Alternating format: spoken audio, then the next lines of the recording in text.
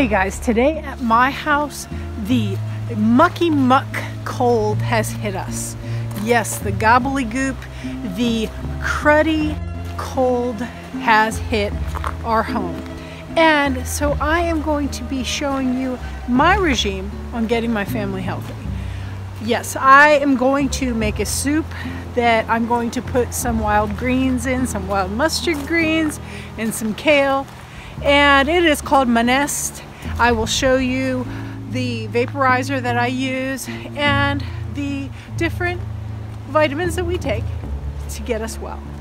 All right guys, here we go. I am out here in Temecula and I'm gonna go find some greens. Alrighty guys, so I am already starting to see some nice young mustard green.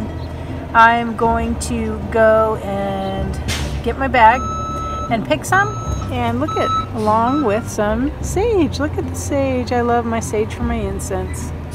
Thank you, Lord.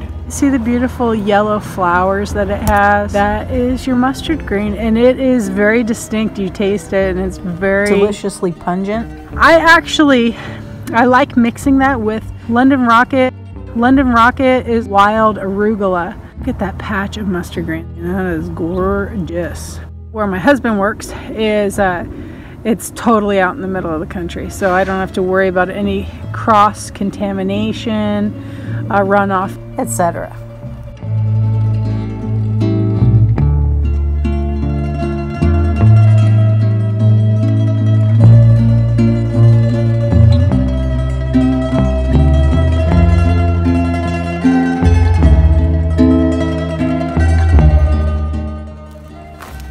Back in here, look at that. Oh, there's some good greens. There are some wonderful greens. Thank you, Lord. Look at that. So I'm going to pick some. I'm just going to snip it off with my fingers. Like I said, I will use these greens. Oh, look at that. That is a gorgeous leaf. Use that in my soups.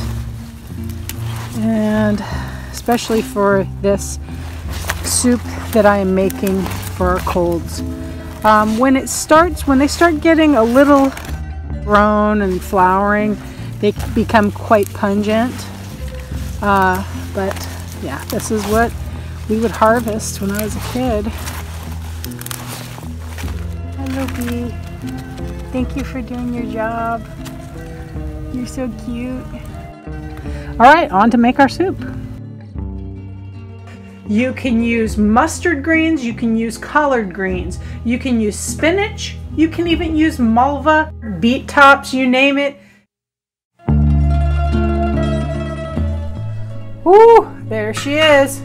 She's been stewing low and slow for about an hour. She is ready to come out. We have all these good nutrients coming from the bone broth from the chicken that are gonna help my family feel better. Alrighty guys, here we have a bulb of garlic, field greens, kale, 2 medium onions, some ham shanks, navy beans, and a couple of puppies. Anyways, let's go put this all together and make some minest.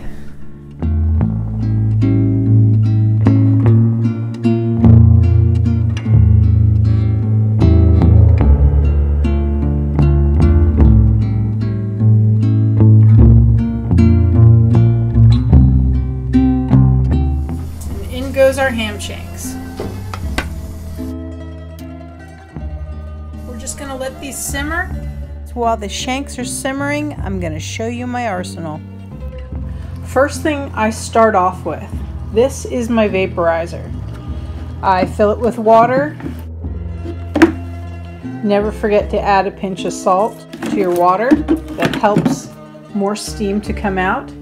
I utilize this. I will set it by the nightstand and close the door or semi-close the door enough to allow the room to steam and while someone is sleeping. This is a godsend for me. I have used it as my kids have grown up. When we've ever had any kind of a chest cold, vaporizer. They make Vicks vaporizers. This one is just a Walgreens vaporizer. I love it. I've had it for a very long time. and I will continue to use it. Then in the little holding place, you can either use Vicks in here, or I will use a combination of peppermint and melaleuca oil. And don't forget to shut it off in the morning or refill it if the chest cold is still there. I would use it as many days as you need to. Just don't leave it plugged in without water in it. There's a dynamic with the mist and the lungs getting that mucus out of there. Next, we're going to move on to Mulva. I harvest this. People would call it a backyard weed, but it's Mulva. My grandmother used to make this for me, and she would make it into a tea, and it would help to pull mucus out. It would coat the mucous membranes of our bodies. I love to make it with raw honey and some lemon. The lemon gives you the vitamin C that you need. Do not skimp on vitamin C when you're sick. It helps to kick it into high gear. Here I have some raw honey and lemon. I will drink the Mulva tea sometimes 4 times a day, depending upon how sick I am. Next are the supplements. I love this. This here is Defense Plus by Nutribiotic. It is grapefruit seed extract. Grapefruit seed extract has overcome staph. It has overcome strep. It is just a fighter. It's an awesome defense, and we love it. We utilize that quite a bit.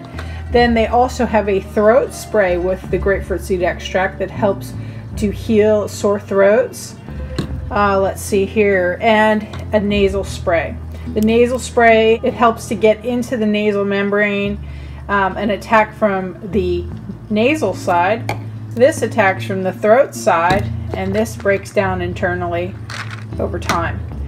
Then I will take oregano oil and rub it on our feet, put socks on, and go to bed like that. Lots of sleep is very important. Don't forget your zinc when you're sick. Magnesium. This helps our organs work properly. It also is a double threat with calcium for a great night's sleep, these two together. And of course, ginger. Ginger helps the lungs. Cayenne pepper. Don't forget your cayenne pepper. The cayenne and the ginger, oh my goodness, so healing. Also, if you have a diffuser, Thieves is fabulous for diffusing, for cleaning the air of all these little germies that are flying around. It smells amazing. You'll smell cinnamon and cloves, and it's doing its job to cleanse the air. When we are battling sore throats, my Bob Cho's recipe was gargling with salt water. So I take about, I'd say, 1/2 teaspoon to a glass of warm water. Stir it up. I taste it. Yep, perfectly salty, enough. Snort it, spit it out. It'll clear out the mucus.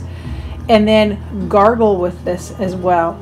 And do that as often as your throat is sore. This is a lifesaver. I used to struggle with strep throat as a kid. This is a godsend as well. And guys, last but not least, do not forget the almighty garlic.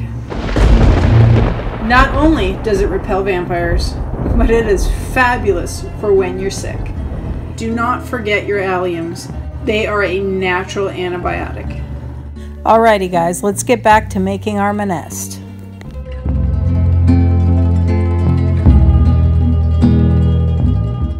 Now we're going to saute our onions and garlic.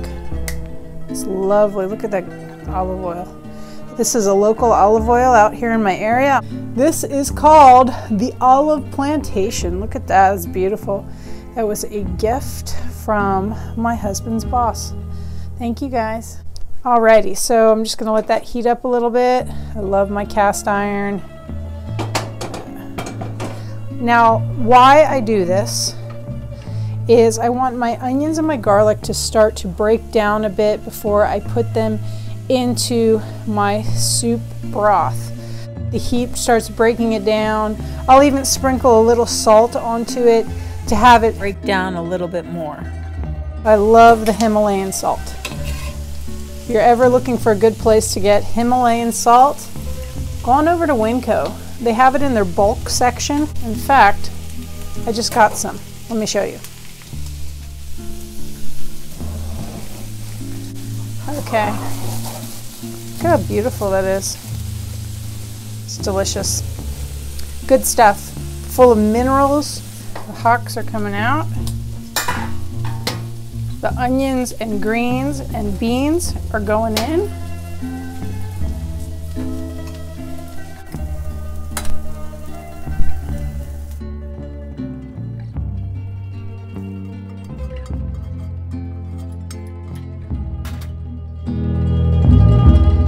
Everybody's washed and ready to rock and roll. A pound of mustard greens and a pound of kale. That may sound like a lot to you. It will break down tremendously. All right, guys, next is the beans.